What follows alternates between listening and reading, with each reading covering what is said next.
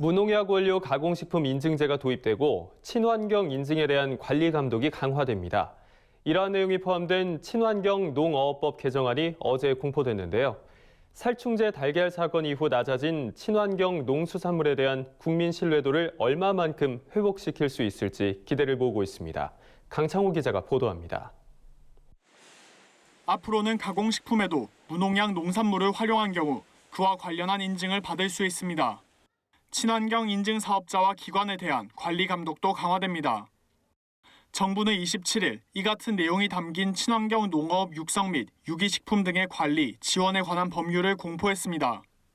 친환경 농업의 신뢰를 높이고 친환경 농식품 가공 사업을 활성화시키겠다는 겁니다. 우선 무농약 농산물로 만든 가공식품에도 인증제가 도입됩니다.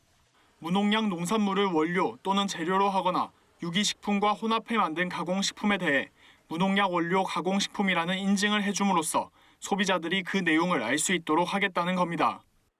또 상습적으로 친환경 인증 기준을 위반한 사업자에 대한 처벌이 강화됩니다. 최근 10년 동안 3회 이상 또는 고의, 중대 과실로 농약 잔류 허용 기준을 초과해 인증이 취소된 사업자는 5년간 인증 신청을 할 수 없습니다.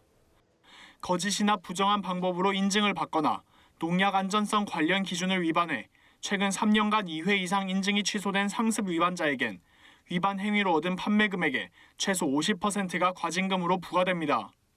친환경 인증 사업자가 인증 기준 등을 위반해 해당 농수산물에 대한 회수, 폐기 등의 명령을 이행하지 않은 경우에도 제품 압류 조치를 내리고 홈페이지에 공표하도록 해 처벌을 강화했습니다. 정부의 인증기관에 대한 관리 감독 역시 강화됩니다.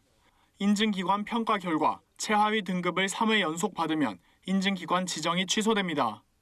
농림축산식품부의 기준을 충족하지 못한 인증기관은 동일 인증사업자에 대해 연속 2회 이상 인증을 할 수 없도록 했습니다. 또 친환경 인증을 받지 않은 농수산물에 친환경 문구를 쓸 수 없습니다. 소비자의 혼란을 막고 친환경 인증 제도의 신뢰도를 높이겠다는 의지입니다. 기존의 안전한 농산물 생산, 결과 중심의 그런 친환경 농업을 농업 생태계의 건강, 생물성 다양성이라든지 이런 생태 환경 보존의 실천 과정 중심으로 전환을 함으로써 우리 소비자의 신뢰를 회복하고 친환경 농산물의 소비를 좀 확대하려고 했습니다. 친환경 농어업법 개정안은 하위 법령과 구체적인 시행 방안 마련을 거쳐 1년 뒤인 내년 8월 28일 시행됩니다. 이번 개정을 통해 친환경 농업이 얼마나 신뢰를 되찾고 활성화될 수 있을 것인지 기대를 모으고 있습니다. MBS 뉴스 강창호입니다.